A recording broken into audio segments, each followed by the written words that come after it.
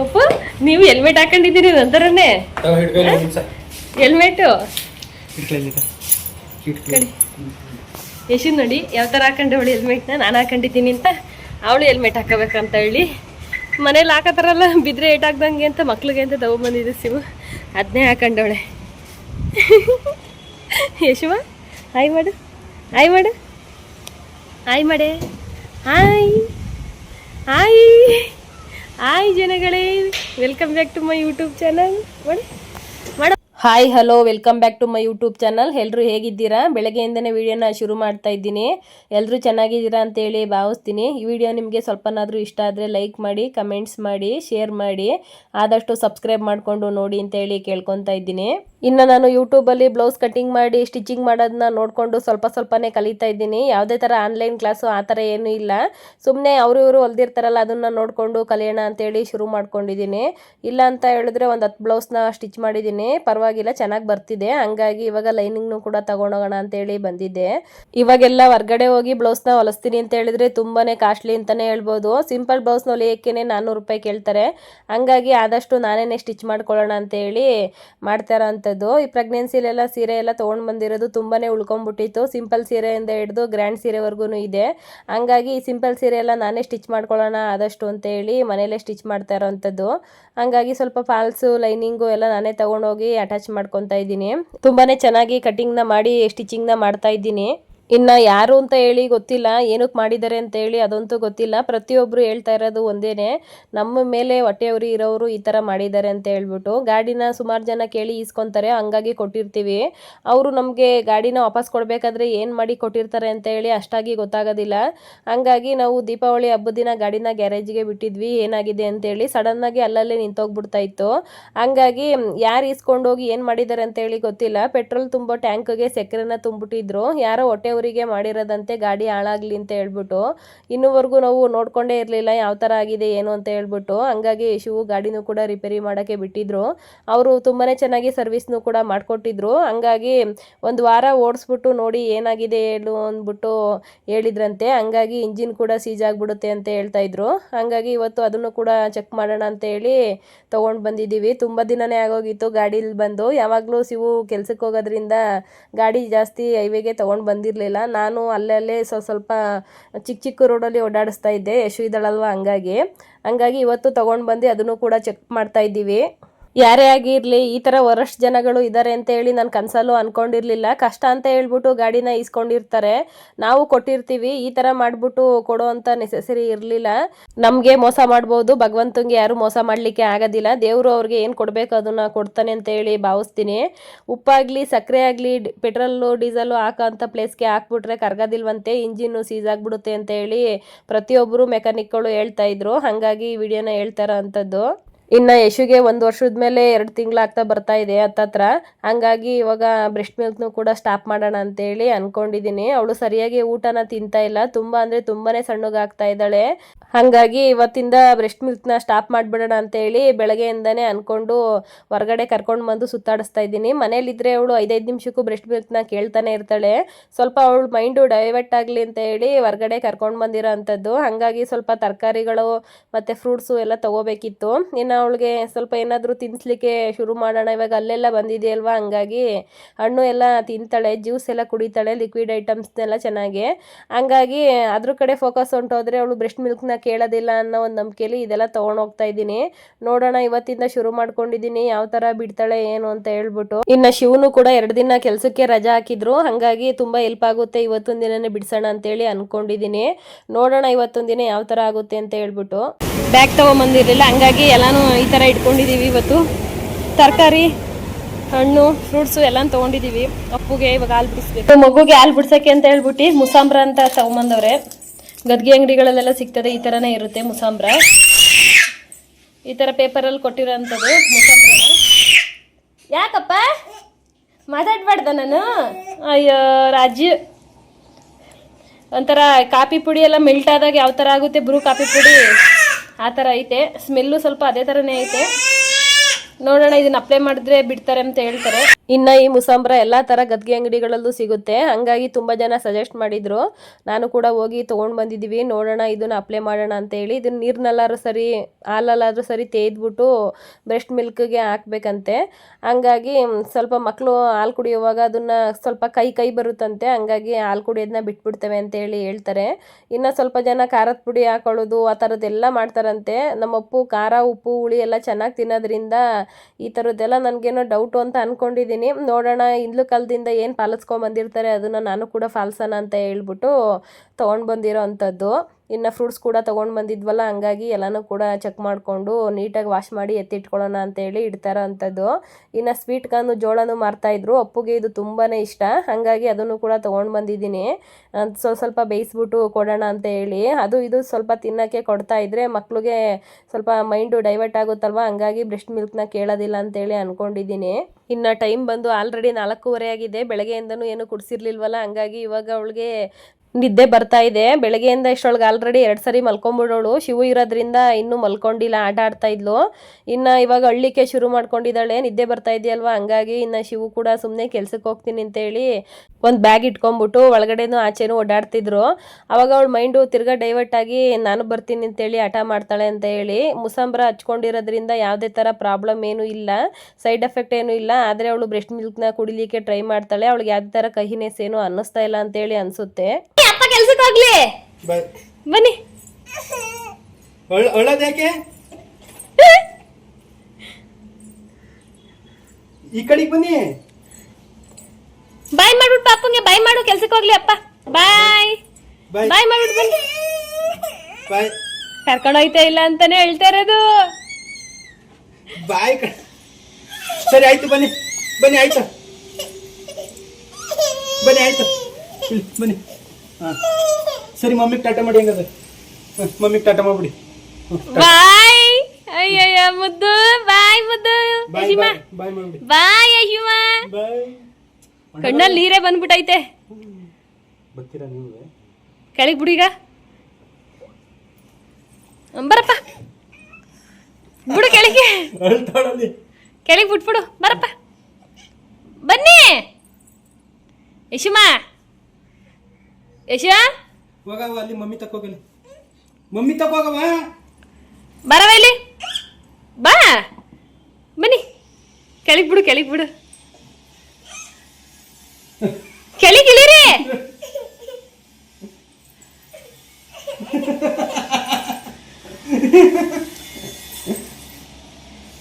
ಮುತ್ತಿಕು ಅಪ್ಪಂಗೆ, ಮುತ್ತಿಕ್ಕುನು ಮುತ್ತಿಕ್ಕು ಮತ್ತೆ ಕರ್ಕೊಂಬರ್ತೀನಿ.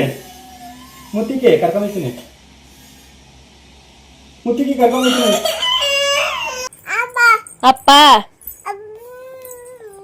ಸರಿಯಾಗಿ ಮಾತಾಡು. ಅಪ್ಪ ಅಪ್ಪ ಅಪ್ಪ, ಅಮ್ಮ ಅಲ್ಲ ಅಪ್ಪ. ಅಪ್ಪ ಅಪ್ಪ ಅಪ್ಪ ಅಪ್ಪ ಅಪ್ಪ.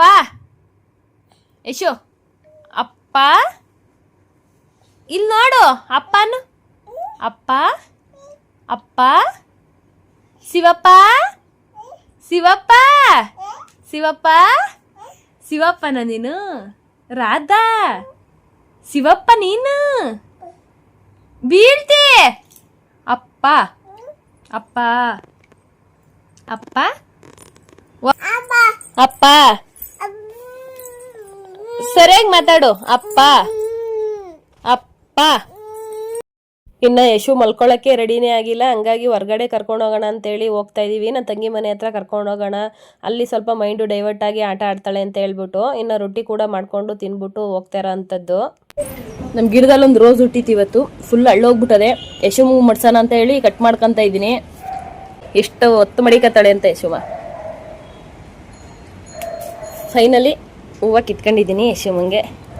ಯಶು ಐ ಲವ್ ಯು ಯಶುಮ, ಐ ಲವ್ ಯು. ನೋಡಿ ಎಷ್ಟು ಮುದ್ದ ಕಾಣ್ತದೆ ಗೊಂಬೆಗೆ ಹೂವ. ಬೇಡ, ಮುತ್ತಿಕ್ಕಿ ಮುತ್ತಿಕ್ಕಿ. ನೆಂಟ್ರ ಮನೆಗೆ ಬಂದು ಸೀಬೆಹಣ್ಣು ಕದೀತವ್ರೆ ಶಿವು. ಎಷ್ಟೊಂದು ಧೈರ್ಯ ಇರಬೇಕು ನೋಡಿ. ಎಲ್ಲೋದ್ರೂ ಸೀಬೆಹಣ್ಣು ಕದಿಯೋ ಬುದ್ಧಿ ಮಾತ್ರ ಬಿಡಲ್ಲ. ಏನಾರು ನೋಡಿದ್ರೆ ಸರಿಯಾಗಿ ಉಗಿತಾರೆ, ಅದಂತೂ ಪಕ್ಕ. ಏನೋ ಒಂದು ತಿನ್ನಕ್ಕೆ ಕಿತ್ಕೊತಾರೆ ಅಂದರೆ ಒಂದು 7-8 ಕಿತ್ಕೊಂಬಿಟ್ರು. ಎಷ್ಟು ಕಿತ್ಕೊಂಡಿತ್ತು ತೋರ್ಸ. ಬೇವಿನ ಸೊಪ್ಪು ಕಿತ್ಕೊಳ್ಳೋಕ್ಕೆ ಶಿವು ಸಾಹಸ ಮಾಡ್ತಾವ್ರೆ. ಯಶುಗೆ ಹಾಲು ಬಿಡಿಸ್ಲಿಕ್ಕೆ ಅಂತ ಅಂದ್ಬಿಟ್ಟು ಬೇವಿನ ಸೊಪ್ಪನ್ನ ಹುಡಿಕೊಂಡು ಬಂದಿದ್ದೀವಿ. ಹಂಗಾಗಿ ಫೈನಲಿ ಇಲ್ಲೆಲ್ಲ ಒಂದು ಸ್ವಲ್ಪ ಸಿಕ್ಕೈತೆ, ಅದನ್ನೇ ಕಿತ್ಕೊತಾರೆ ಅಂತದ್ದು. ಇವಾಗ ಎಲ್ಲ ಕಡೆ ಹುಡ್ಕಿದ್ವಿ, ತುಂಬ ದೊಡ್ಡ ದೊಡ್ಡ ಮರ ಇತ್ತು, ಇಲ್ಲಿ ಸ್ವಲ್ಪ ಪರವಾಗಿರಲಿಲ್ಲ, ಹಂಗಾಗಿ ಇಲ್ಲೇ ಕಿತ್ಕೊತಾ ಇದ್ದೀನಿ. ಕರೆಂಟ್ ವೈರ್ ಐತೆ ನೋಡ್ಕೊ. ಇನ್ನು ಯಾರ್ಯಾರು ಏನೇನು ಹೇಳ್ತಾರೆ ಎಲ್ಲ ಮಾಡಾಯಿತು. ಲಾಸ್ಟ್ಗೆ ಬೇವಿನ ಸೊಪ್ಪನ್ನ ತೊಗೊಂಡು ಹೋಗ್ತಾ ಇದ್ದೀನಿ. ನನಗಂತೂ ಫೈನಲ್ಲಾಗಿ ಗೊತ್ತಾಗಿದ್ದು ಒಂದೇ ಒಂದು, ಯಶುಗೆ ನಾನು 2 ದಿನ ಬೇರೆ ಕಡೆ ಹೋಗ್ಬಿಟ್ಟು, ಇಲ್ಲ ಯಶುನೇ ಬೇರೆ ಕಡೆ 2 ದಿನ ಇಟ್ಬಿಟ್ಟು ಬ್ರೆಸ್ಟ್ ಮಿಲ್ಕ್ನ ಸ್ಟಾಪ್ ಮಾಡಿಸ್ಬೇಕೇ ಹೊರತು ಇದೆಲ್ಲ ವರ್ಕ್ ಆಗೋದಿಲ್ಲ ಅಂತೇಳಿ ಅಂದ್ಕೊಂಡಿದ್ದೀನಿ. ನೋಡುವ. ಚೆನ್ನಾಗಿದೆ, ತುಂಬಾ ಫ್ರೆಶ್ ಆಗಿತ್ತು. ನಾವು ಏನೇನೋ ಟ್ರೈ ಮಾಡಿದ್ವಿ, ಯಾವುದೂ ಆಗಿಲ್ಲ. ಫೈನಲ್ಲಾಗಿ ಬೇವಿನ ಸೊಪ್ಪು ತೊಗೊಂಡೋಗ್ತಾ ಇದ್ದೀನಿ. ಬೇವಿಂದು ಬೀಜ ಇದ್ದಿದ್ರೆ ಇನ್ನೂ ಚೆನ್ನಾಗಿರೋದು. ಇವಾಗ ಸೊಪ್ಪು ಚಿಗುರು ಅಂತ ಕಾಲ, ಹಂಗಾಗಿ ಸೊಪ್ಪನ್ನ ತೊಗೊಂಡು ಹೋಗ್ತಾ ಇದ್ದೀನಿ. ಇದು ಒಂದು ಟ್ರೈ ಮಾಡಿ ನೋಡ್ತೀನಿ, ಏನಾದರೂ ವರ್ಕ್ ಆದರೆ ನಿಮಗೂ ಕೂಡ ಹೇಳ್ತೀನಿ. ಚೆನ್ನಾಗೈತೆ. ಸೂಪರಾ. ಮಾಮಿಗೊಂದು ಟ್ಯಾಂಕ್ಸ್ ಕೊಡು. ಥ್ಯಾಂಕ್ಸ್ ಮಾಡು ಮಾಮಂಗೊಂದ. ಓ ಹೆಂಗ್ ತಿಂತದಪ್ಪ.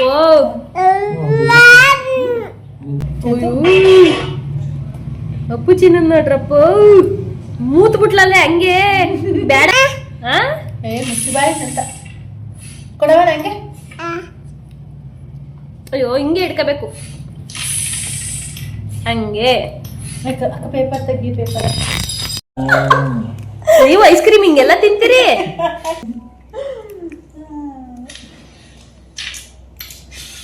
ಅಣ್ಣ ಒಂದು ಐಸ್ ಕ್ರೀಮ್ ತಿನ್ನಂಗ ಆಗವಳೆ. ನೆಕ್ಕಿ ನೆಕ್ಕಿ ಚೆನ್ನಾಗಿ ನೆಕ್ಕಿ. ಚೆನ್ನಾಗೈತೆ.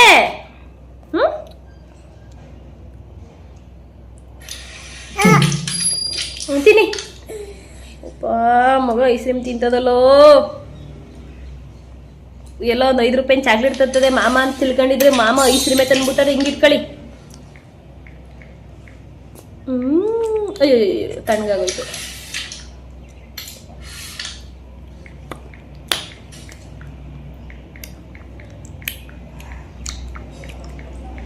ಕೊರಿತಾದೆ ಕಣೆ, ಆದ್ರೂ ಬಿಡ್ತಾ ಇಲ್ಲ.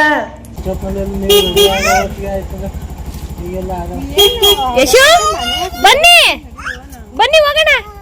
ಬನ್ನಿ ಬನ್ನಿ ಯಶುಮಾ, ಬನ್ನಿ ಹೋಗೋಣ. ಬರಲ್ವಾ? ಡೇ ಅಪ್ಪು ಇಲ್ಲಿ ಹೋಯ್ತಾ ಇದ್ದೀನಿ ನಾನು. ಹೋಯ್ತಾ ಇದ್ದೀನಿ. ಮತ್ತೆ ಆನ್ ಮಾಡು, ಆನ್ ಮಾಡು ಅಂತ ಇವಾಗ. ಗ್ಯಾಸ್ ಸುಂಬತ್ತದ. ಬಾಯ್. ಬನ್ನಿ ಹೋಗೋಣ ಜನಗಳೇ. ಯಶುಮಾ ಆಯ್. ಯಶುಮನ್ ಕರ್ಕೋ. ಬನ್ನಿ ಬನ್ನಿ ಬನ್ನಿ. ಆಟ ಡ್ಯೂಟಿಗೆ ಹೋಯ್ತಾರಂತೆ, ಬಾರವಾ. ಮಾಮ ಡ್ಯೂಟಿಗೆ ಹೋಗ್ಬಾರ್ದಾ? ಮಾಮ ಡ್ಯೂಟಿಗೆ ಹೋಯ್ತಾರಂತೆ, ಬಾ. ನಿನ್ ಕೈಯೇ ಮುಚ್ಕೋತೈತೆ. ಮಾಮ ಡ್ಯೂಟಿಗೆ ಹೋಯ್ತಾರಂತೆ, ಬಾರವಾ. ಯಶು ಯಶು ನೀನ್ ಯಾಕೆ ಕುಂಡಿಸ್ತೆ ಈಗ? ಸುಮ್ನೆ ನೀನು ಗಾಡಿ ತಿರುಗಿಸ್ತಿದ್ದೆ. ಇವಳು ಈ ತರ ಅಟ್ಯಾಕ್ ಮಾಡ್ಕೊಂತಾಳ ಅಂತ ಗೊತ್ತಿಲ್ಲ ನನ್ಗೆ. ಯಶು ಬನ್ನಿ, ಅಟ್ಯಾಕ್ ಮಾಡಬೇಡಿ. ಬನ್ನಿ ಬಾರವ. ಬೈತಾವಳೆ. ಬಾರವ ಬಾರವ ಬಾರವ, ಟೈಮ್ ಆಯ್ತದೆ. ಮಾಮಿಗೆ ಹೋಗತ್ತಾ? ಮಾಮಿ ಜೊತೆ ಹೋಗೋಣ ಬಾ. ಮಾಮಿಗೆ ಹೋಗೋದು ಬಾರವ. ಬರಲ್ವಾ ನೀವು ಮಾಮಿಗೆ? ಅಪ್ಪು ಮಾಮಿಗೆ ಬತ್ತಿತ್ತಾನೆ ನೋಡು. ಹೇಳ್ತಾವಳ ನನ್ನಲ್ಲಿ.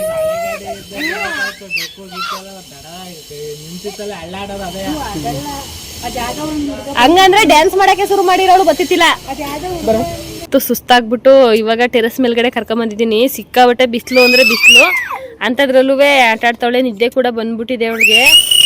ಅಲ್ಲಿದ್ರೆ ಫುಲ್ ಅಳ್ತಾ ಇದ್ಲು, ಹಂಗಾಗಿ ಇನ್ಮೇಲೆ ಕರ್ಕೊಂಬಂದಿರೋದಕ್ಕೆ ಸ್ವಲ್ಪ ಪರವಾಗಿಲ್ಲ. ಇವಾಗ ನಗಾಡ್ಕೊಂಡು ಆಟ ಆಡ್ತಾವಳೆ. ಆದ್ರೂ ಮಕ್ಳಿಗೆ ಹಾಲು ಬಿಡ್ಸೋದು ಅಂತ ಹೇಳಿದ್ರೆ ಒಂದು ಸ್ವಲ್ಪ ಹೊಟ್ಟೆ ಉರಿಯುತ್ತೆ ಪಾಪ. ಅವು ಎಷ್ಟು ಹಚ್ಕೊಂಡ್ಬಿಟ್ಟಿರ್ತವೆ ಅಂತ ಹೇಳಿದ್ರೆ ತುಂಬ ಜೋರಾಗಿ ಅಳ್ತಾ ಇದ್ಲು ಅಮ್ಮ ಅಮ್ಮ ಅನ್ಕೊಂಡು. ನನಗಂತೂ ಹೊಟ್ಟೆ ಎಲ್ಲ ಉರಿತಿತ್ತು. ಆದರೆ ಊಟ ಸರಿಯಾಗಿ ತಿನ್ನಲ್ವಲ್ಲ, ಹಂಗಾಗಿ ಅವಳಿಗೆ ಬಿಡಿಸಿರೋ ಅಂಥದ್ದು ಬೇಗನೆ. ಬೇಗ ಅಂತಂದರೆ 1 ವರ್ಷದ ಮೇಲೆ ಇವಾಗ 1 ತಿಂಗಳು, ಹಾಗಾಗಿ ಬಿಡಿಸಿದ್ದೀವಿ. ಇವಾಗಾದರೂ ಊಟ ತಿನ್ನಲಿ ಅಂತ.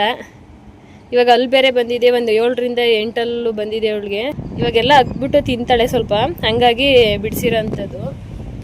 ನೋಡಬೇಕು, ಇವತ್ತಿಂದನೇ ಸ್ಟಾರ್ಟ್ ಮಾಡಿರೋದು. ಬೆಳಗ್ಗೆಯಿಂದ ಫುಲ್ಲು ಹತ್ಲು. ಇವಾಗ ಸ್ವಲ್ಪ ಸಮಾಧಾನದಲ್ಲಿ ಆಟ ಆಡ್ತಾಳೆ. ನೀರು ಕಂಡ್ರೆ ತುಂಬ ಇಷ್ಟ, ಹಂಗಾಗಿ ಇಲ್ಲಿ ಕರ್ಕೊಂಡು ಬಂದು ಆಟ ಆಡಿಸ್ತಾ ಇದ್ದೀನಿ.